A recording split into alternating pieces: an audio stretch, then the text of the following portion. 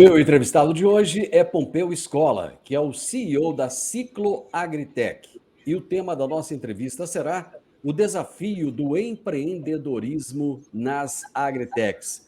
Pompeu, seja muito bem-vindo, é um prazer ter você aqui. Muito obrigado. Obrigado pela oportunidade aí, Ronaldo. Um ótimo dia aí para os nossos espectadores. Pompeu, você está num lugar maravilhoso, você está em Luiz Eduardo Magalhães. Sem dúvida, uma cidade muito pujante, né? Muito forte no agro, uma fronteira agrícola que está se desenvolvendo nos últimos 20 anos. Como é que você foi parar aí, Luiz Eduardo, Pompeu? É uma história interessante. Me ligaram, eu estava lá em Florianópolis, implantando uma outra aceleradora, e os produtores aqui me fizeram um contato. A gente está pensando em fazer um negócio aí de inovação e tal, porque o agronegócio precisa de inovação.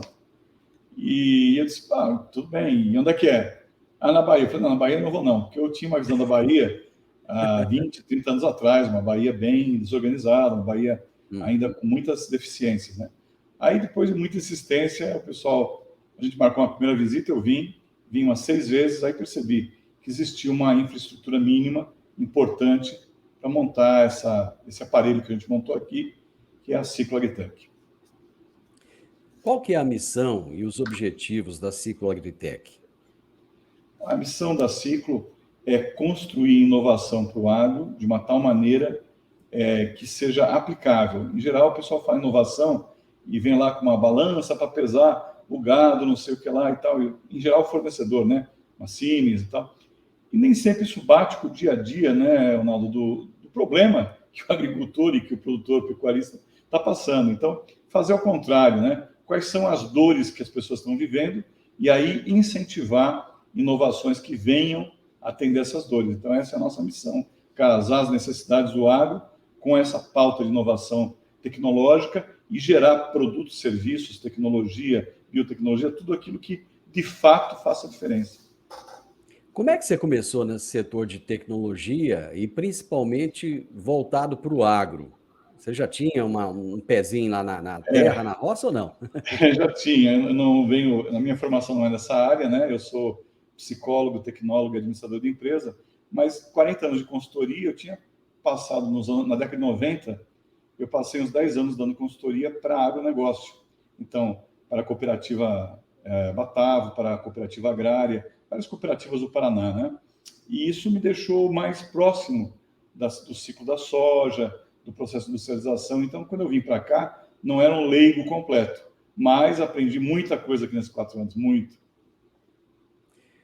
Você é brasileiro? Seu nome é diferente. Eu sou de origem italiana, meus pais são migrantes, né? Eles vieram para cá e construíram a família em São Paulo. Então, eu nasci, cresci no ambiente ali dos italianos de São Paulo, né? No Brás, na Moca. Oh, terra boa também, viu? Pompeu, o empreendedorismo, em especial nesse setor de agritechs, ele é conhecido por ser bem desafiador. Quais são os principais obstáculos que as startups enfrentam nesse campo? A distância entre o conhecimento do campo e o conhecimento da tecnologia. Então, de um lado, o produtor quer usar, mas ele tem uma dificuldade imensa de investir tempo e conhecimento fora daquilo que já é o algoritmo na vida dele. A terra, o trator, a colhedeira, a semente. Então, já são muitas variáveis para ele poder lidar, né? No caso da pecuária, tipo de gado, confinamento, alimentação. E aí, quando você traz alguma coisa que é muito difícil de ser tratada, é muito diferente do que ele vive, ele tem uma dificuldade imensa de operacionalizar. E eu estou dizendo ele, mas estou falando das pessoas, a equipe, diretoria, gerentes. Então, você tem que fazer alguma coisa que seja próximo do que é o dia a dia do campo. Do outro lado, é exatamente proporcional do lado inverso. O povo não tem o pé, a botina na areia, né, no pó, na terra. Então, fazer acelerador aqui foi para que a gente pudesse pegar a startup pela mão e falar, não, vem cá, vem ver como é que você está planejando isso, né? Vem ver como é que vai ser, vamos aqui no silo. Olha só que fácil que é implantar isso. Então, isso trouxe um campo de desenvolvimento muito mais eficiente, porque é do lado onde a coisa acontece. Sua empresa completou 4 anos de atuação. Quais foram os principais marcos e as realizações ao longo desses 4 anos? Legal. Eu acho que a gente estava pensando nisso esses dias, que a gente está preparando a É. festinha do quarto ano, né, dia 21 agora, e a gente estava pensando nisso. Acho que o primeiro marco foi a gente aceitar a ideia de vir para cá. Então, nós trouxemos uma equipe, pessoas de Florianópolis, pessoas de outras regiões, queimou as caravelas e veio com a família, porque a gente sabia que o ida e volta pela distância geográfica, pela diferença cultural, não ia funcionar. Então, esse foi o primeiro marco, né? O segundo marco foi a aceitação e a participação do produtor rural. No primeiro fundo que a gente construiu para fazer as primeiras startups, 50% do capital veio de produtores rurais, que talvez alguns até hoje não entendem direito como é que funciona o fundo. Mas ele falou assim, não, esse negócio é bom, né? Ele fala bom mesmo. Esse negócio é bom e nós precisamos. E aí se propuseram rapidamente a incorporar essa ideia. Como é que aliás, está aí uma questão boa. Como é que funciona esse fundo? Né? Se nem o produtor entende, né? Para a gente também não é muito fácil entender. Explica como é que Vale funciona. a pena explicar. Pensa que a aceleradora ela é um útero, né? Ela é o lugar onde a gente gestiona essa startup. Então, o fundo é como se fosse o cordão umbilical que alimenta a aceleradora, né? Que alimenta esse útero. Então, o fundo é composto de partes financeiras, você faz lá 20 cotas. O primeiro fundo foram 20 cotas de R$ 250 mil. Então, 20 pessoas se inscreveram. Aportar nesse capital ao longo de 2 anos, esse capital é aportado mês a mês, como se fosse uma poupança programada, e esse aporte, então, de 5 milhões permitiu que houvesse energia na aceleradora para rodar 2 anos, para rodar 10 startups e mais 10. Então, o fundo é o cordão umbilical que leva alimento para dentro desse útero, e o útero é a aceleradora. O que é a aceleradora, como é que ela investe esse dinheiro? Tem aporte em tudo aquilo que a startup precisa de uma mentoria, precisa de comprar páginas do Google, lá do AdWords, tem que fazer o Scam Market para entender como é que aquele produto ou serviço vai encaixar num certo mercado, precisa de consultoria de marketing, precisa de mentor na área financeira, todas as atividades que é como um hospital, você faz uma ficha, né, de prontuário, essa startup aqui, nesses 9 meses ela tem que passar por esse tratamento, e a gente vai trazer essa medicação. E o custo dessa medicação representa R$ 250 mil, em média, de aporte em cada startup. Então, nós trabalhamos 10 por ano, um orçamento de custo de 2,5 milhões, né, de investimento para poder rodar a aceleradora. O dinheiro vem desses fundos. Pompeu, mas existe uma certeza de retorno desse investimento? Não existe. É Venture Capital, né? Capital de risco. Agora, muito mais confortável, tendo rodado o primeiro fundo, a gente percebe que aqueles PowerPoints feitos lá atrás, em 2021, pelos jovenzinhos, né? Já viraram 25 milhões de faturamento por ano. Então, muitas dessas empresas que eram apenas um PowerPoint e uma equipezinha ali de gente jovem, querendo fazer a diferença, já se transformou em receita, em cliente, em recorrência. E isso é que dá a maior certeza de que, puxa, daqui a pouco a gente vende essas participações e consegue devolver aos investidores 3, talvez 4 vezes de múltiplo do que eles colocaram lá atrás. Pois é interessante você colocar isso aí, porque vocês já ajudaram a mentorear 20 startups, né, das quais 12 continuam ativas e faturam cerca aí de 25 milhões por ano. Qual é a chave, Pompeu, para o sucesso dessas startups? Bom, são duas coisas, né? Primeiro, do ponto de vista da aceleradora, que é eu digo que chamo de ética médica, né? Já fiz essa analogia para você, nós somos como se fosse um hospital, né? A gente ser realista. Então, assim, o paciente não está indo bem, está morrendo, vamos decretar a morte. Então, você tem que fazer o write-off, chega um ponto do projeto e fala, olha, esse projeto não vai alcançar, tinha todo o potencial, mas paciência, e para de gastar energia com aquilo, você tem tantos pacientes precisando da tua atenção. Então, primeiro é a ética médica e foco. Segundo, no caso da startup, ela ter a capacidade de aceitar o redirecionamento. Muitas vezes a gente vai por um caminho e eu costumo dizer, a primeira coisa que você tem que fazer quando você está num buraco é parar de cavar. Então, às vezes, a startup pega um caminho e ela quer insistir naquele caminho e a teimosia dificulta o programa de aceleração. Ela tem que estar muito disposta a pivotar. A palavra típica do nosso jargão aqui, pivotar significa mudar de direção. Está fazendo de um jeito, chegou uma informação que mostra que ali não vai chegar a lugar nenhum, muda, pivota, né? Modifica o projeto para que ele vá numa direção mais segura.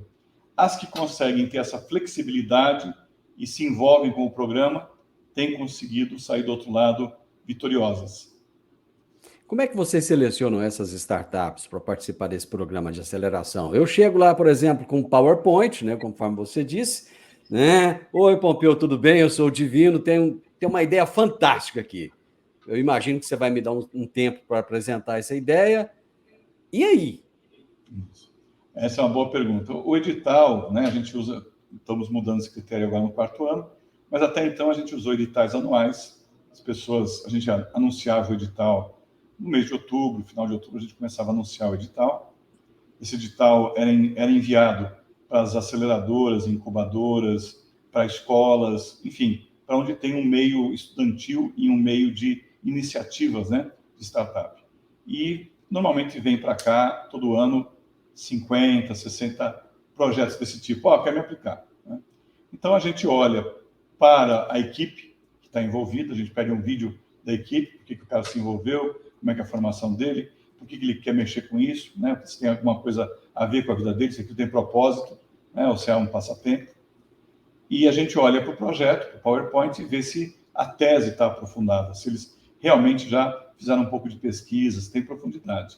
Aí a gente faz algumas entrevistas virtuais, vai afunilando. Quando chega aí a 20, 15 startups, que já está fechando o funil, a gente faz um evento presencial de uma semana aqui e traz eles para cá. E aí conversa com produtores, com mentores, enfim, faz uma sabatina, e da sabatina sobram 10 boas, né? Essas são as que vão assinar contrato conosco e ser aceleradas no ano seguinte, então, no ano que começa. Você fez uma analogia da aceleradora com o útero, né? Quanto tempo dura essa gestação? 9 meses. 9 meses? Exato, 9 9 meses. meses, é isso mesmo. Que legal. Então é realmente a analogia funciona. Essa pergunta é muito importante porque o pessoal, outras aceleradoras que a gente ajudou a criar e que vem visitar aqui, principalmente o Darwin, fala, cara, mas 9 meses nós estamos trabalhando com 3 meses lá no Darwin. Eu falei, sei, você não tem que passar pelo ciclo do plantio e colheita de um grão. Então a gente fez 9 meses porque pega, nossa região aqui pega a soja, pega o milho, pega o algodão, pega plantio, pega colheita, pega transporte. Então, qualquer que seja a atividade que a startup vem tratar, nesses 9 meses eu consigo trabalhar ela naquele ano, né? É diferente de um projetinho de finanças que você fala, bom, realmente em 3 meses dá para descrever, mentorar e testar em alguma bolsa financeira, em algum corretor. Então aqui não, aqui a gente depende muito do ciclo do próprio campo, por isso que tem 9 meses.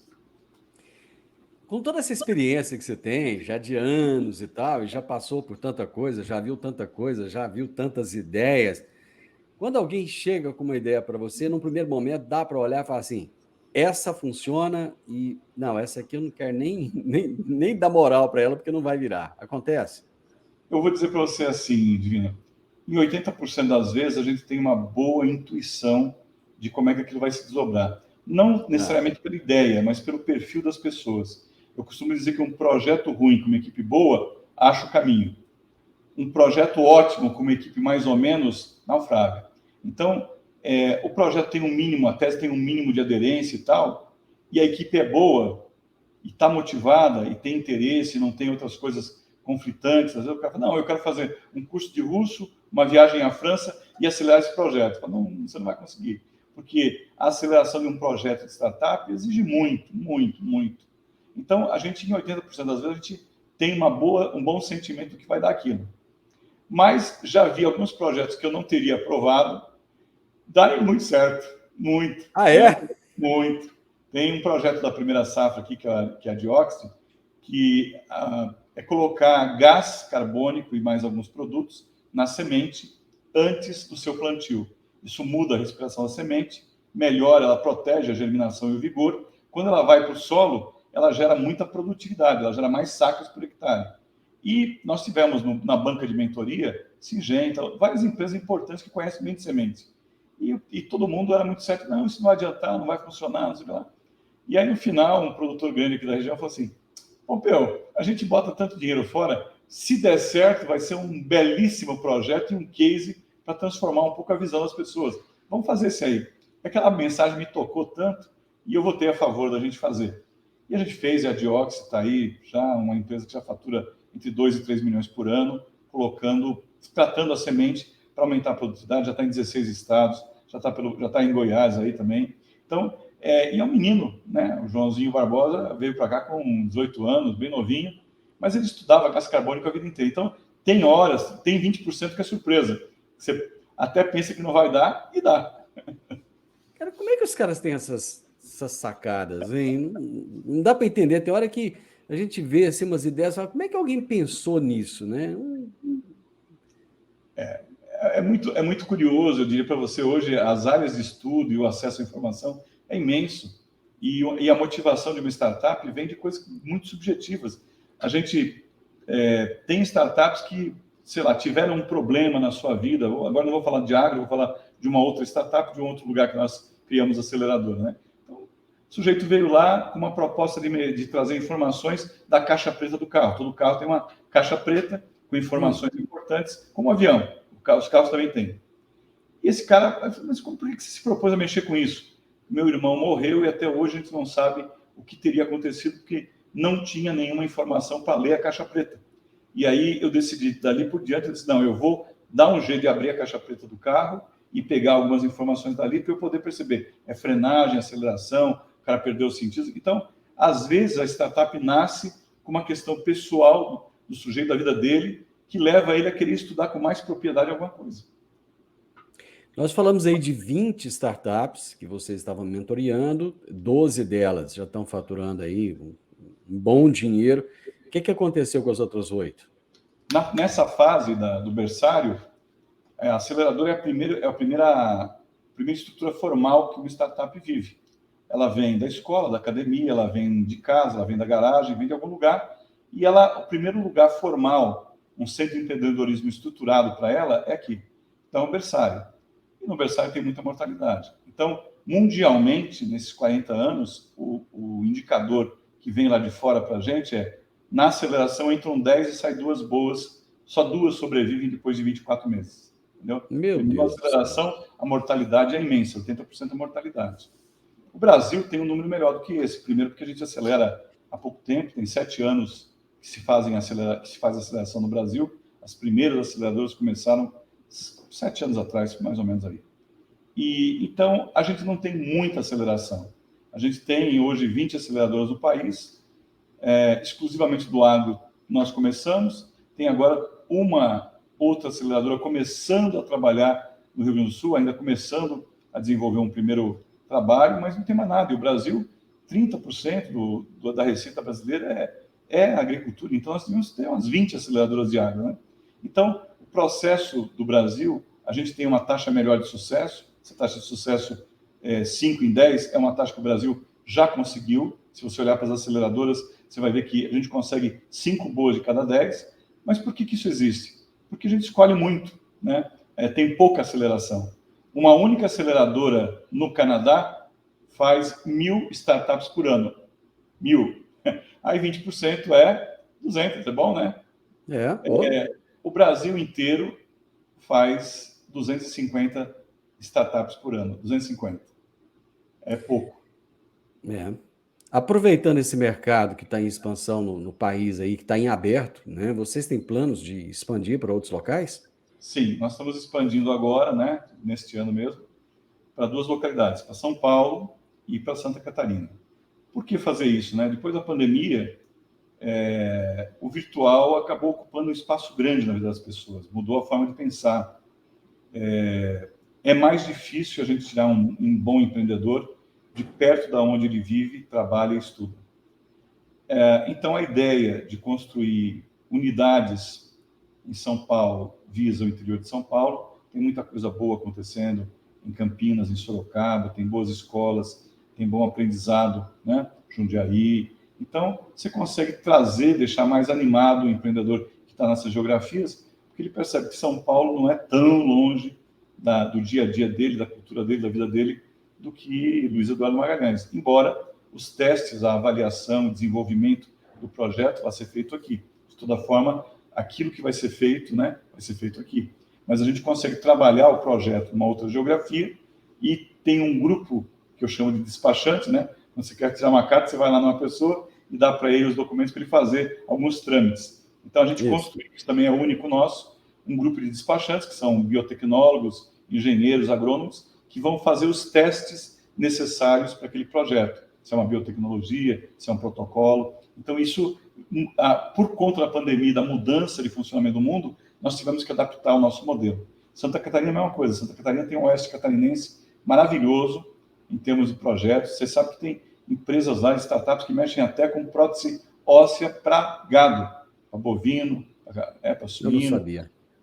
Porque tem gado de corte, lógico, mas tem gado que não é para corte, que é reprodutor, que tem o sêmen de uma boa cadeia de linhagem, né? Tem animais que são colocados.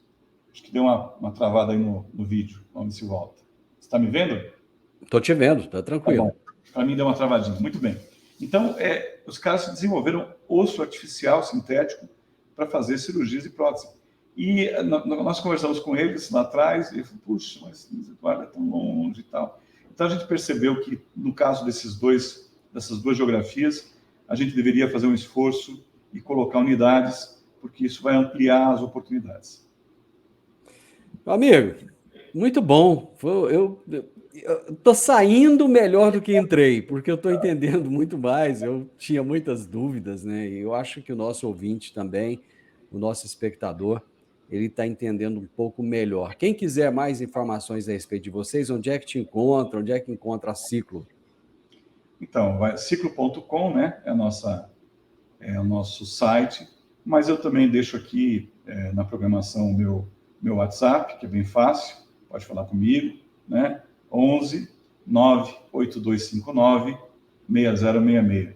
Eu atendo as pessoas normalmente pelo WhatsApp e a gente tem tido uma boa chance de conectar bons empreendedores. Então, acho que isso é uma coisa muito importante. Agradeço muito ao AgriPros e a você essa oportunidade de poder falar com o teu público, que é um público fiel e muito focado aí no agro.